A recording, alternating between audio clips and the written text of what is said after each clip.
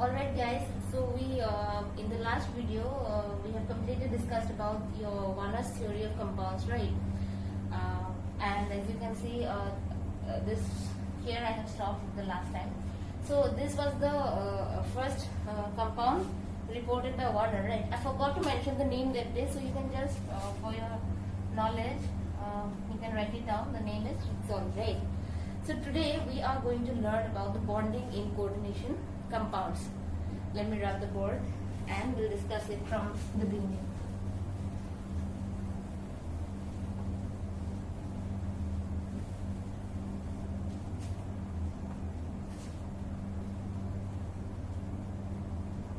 Bonding in coordination compounds.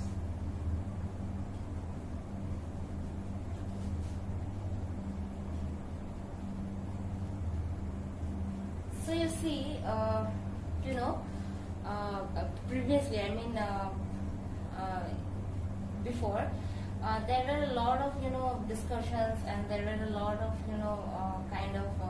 theory. They thought to derive, or they thought to put forward some kind of theories, and in order to explain the bonding and coordination compounds. But however, the inorganic chemists of that time in the 19th century, they could not put forward any theories that could explain the bonding in this compounds, basically in this coordination compounds. But in the 1930, for the first time, Linus Pauling, right? I'll write the name. Linus Pauling. He put forwarded the first theory that could explain the coordination of the bonding in the coordination compounds. So the theory was your valence bond theory. All right. Valence bond theory. And after that, in 1950, I think, in 1950, crystal field theory came into picture, and the modification of this crystal field theory is your ligand field theory, which was put forward in 1960, right? And this kind of, this ligand field theory kind of surpassed all these theories, and it also gave rise to, the molecular orbital theory, which we know, and even if you don't know, we'll discuss it in the coming classes. But so these were the theories, right? But we are going to discuss all of this slowly, one by one. But today we are going to discuss about the valence bond theory, which is the first theory of bonding in that could explain bonding in coordination compounds, right? So yeah, valence bond theory.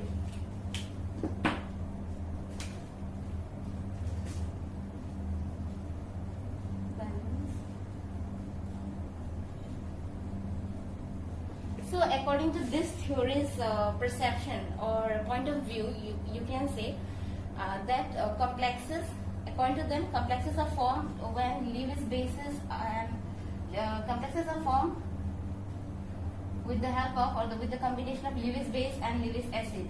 And I think I have discussed it before, that what are your Lewis base in coordination complexes or in compounds. Basically, Lewis base is your ligands, right? Because we know base are the ones that can donate or give electrons, so therefore base, this ligands will give electrons to metals or metal ions, right? So therefore Lewis acid is your metal ions.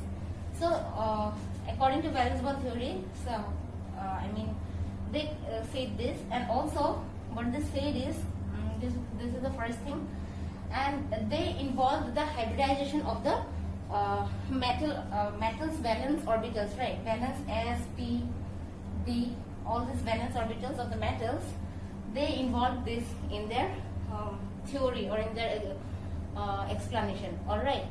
So, like for example, if you see,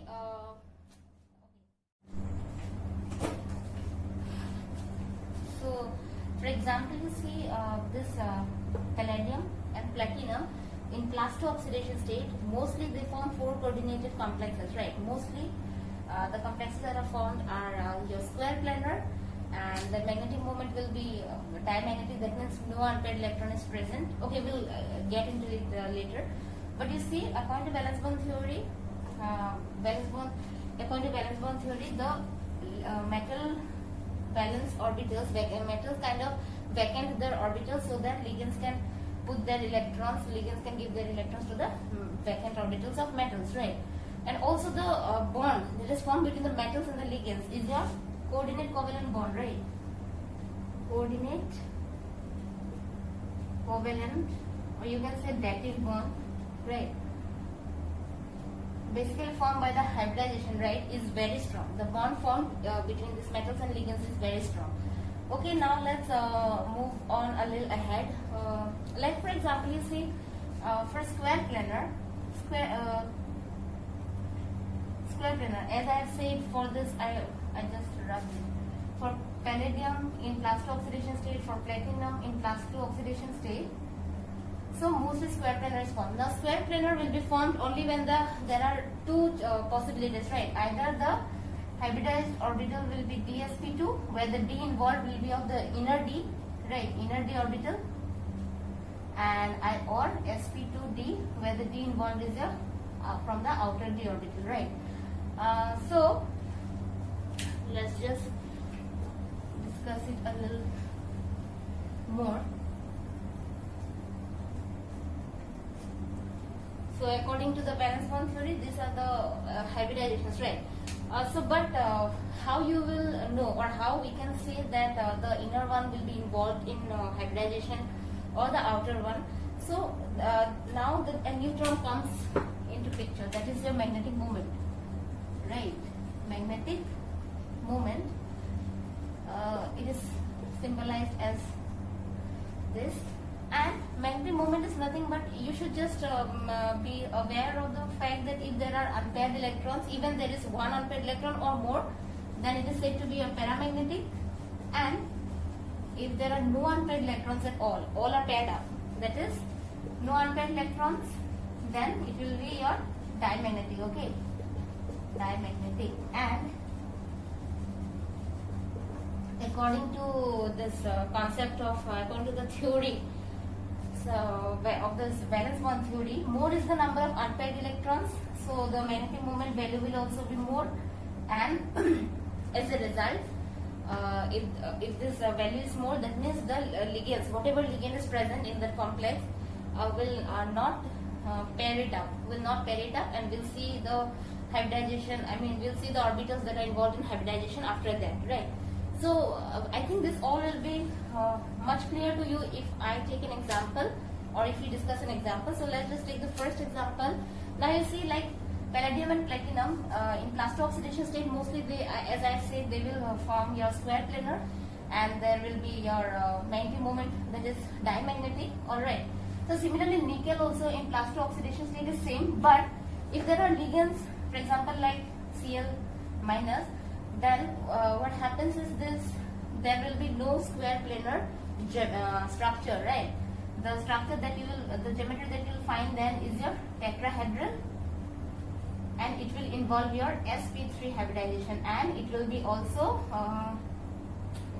paramagnetic. Alright. Let's take this example and clear it more. So if I take the example of nickel with chlorine, NiCl4. Alright. So here, if you calculate the oxidation state of nickel, that means, so nickel is in plus 2, right? I say nickel is in plus 2. So now nickel, its electronic configuration is, right, but nickel in plus 2 oxidation state, 2 electrons will be gone. So 8. We have to fill this 8 electrons, right? So D, this is 3D, this is 4S, 4P, 4D. Okay. So now 8 electrons we have to fill. So 1, 2, 3, 4, 5, then 6, 7 and 8. Alright. So now the chlorine, Cl minus, we know that one ligand can donate a pair of electrons, right? 2 electrons, it can donate one pair of electrons. So it cannot donate here since it is already filled, half filled, even though we cannot donate it here. So therefore the 4-chlorine will be donating in sp3, and therefore the hybridization is your sp3, and therefore the geometry will be your tetrahedral. Alright. Now let me take another example. Cobalt. I'll take example of cobalt.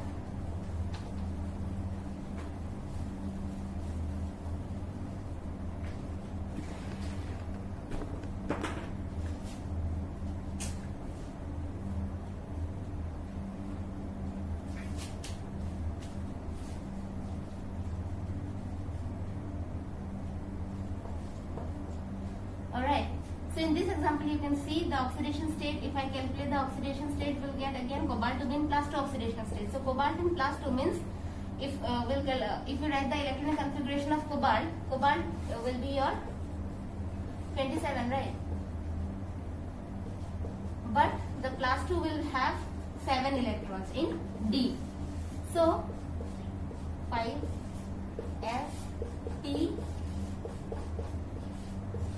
Alright, so let's fill the electrons. 7 electrons means 1, 2, 3, 4, 5, 6, 7. Okay, so now what we can do, there are 6 CN cyanide ligands, so therefore we'll put them here. That is your sp3d2. Okay, so the geometry will be your octahedral and the hybridization will be your sp3d, and since there are 3 unpaired electrons, as we can see, it did not pair up, so therefore the magnetic moment will be, it will be paramagnetic, right? Also, and now as we know that ligands, we clearly know that ligands are of 2 types: strong ligands, weak ligands, right? Strong ligands, basically what they do, they pair up and therefore form dimagnetic complexes, and the ones that do not pair up and which possess unpaired electrons in it are your paramagnetic complexes. And basically the weak field ligands are the ones that do not pair up. And so if there is any weak field ligand, like if you see the last example I taken of nickel and chlorine, so in there you can see, since chlorine is a weak field ligand, so in today's according to what we know now, we can directly say, we do not have to think and discuss all of this, and we can directly say that chlorine is weak field ligand, so it will not pair up, so we'll have to take the ones that are present after that, right? And we'll find out the hybridization. But this was not known at that time, that whether it is a strong field ligand, whether it is a weak field ligand. Alright, let me give you an interesting example. They only, kind of found it out on the basis of this magnetic moment only. If it is unpaired electrons, if it is paramagnetic, that means there will be, the unpaired electron will be present, and therefore it will be, the hybridization they'll calculate accordingly, right? So the next example that I'm going to take is your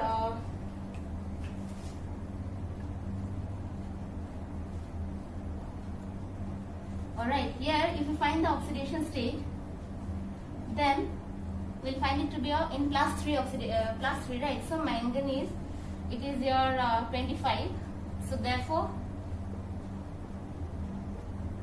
but manganese in +3 will be your D4, right? So if you feel it now, P, 3, 4, 5. So one is more. Alright, D4, 1, 2, 3, 4. Alright. So but here if you see, now if you see that we have to put this 6 CN ligands, so there is no explanation, we cannot explain. Here what happens is basically one electron will pair up with this and the remaining will remain as such, and will fill the CN here in the inner d orbitals, the 2 d orbitals that are vacant just now, we can see, and 1, 2, 3, 4, 5 and 6. That means the hybridization will be here D2sp3. So D2sp3 is the hybridization, right? So now according to valence bond theory, we cannot say like why this only one electron is paired up and why we did not pair the other one also, right? So this kind of things, this kind of doubts and confusions were there, and therefore there were some limitations to this valence bond theory, and therefore the other theories came into picture, right? And finally this ligand field theory is the one that kind of explains everything well. But you see here now, since this, how can we say now in today's language, or in like now we know that there are strong and weak field ligands, right? So here Cn, now you will say that it is there are unpaired electrons, so therefore it is paramagnetic, and therefore the ligand has to be weak field ligand. But here Cn is your strong field ligand. Why? Because at least one electron is paired. Even if that ligand can pair at least one electron, then also we have to consider it to be a strong field ligand, right? Alright, in the previous case, I mean in the example where I took NiCl4 to negative, right?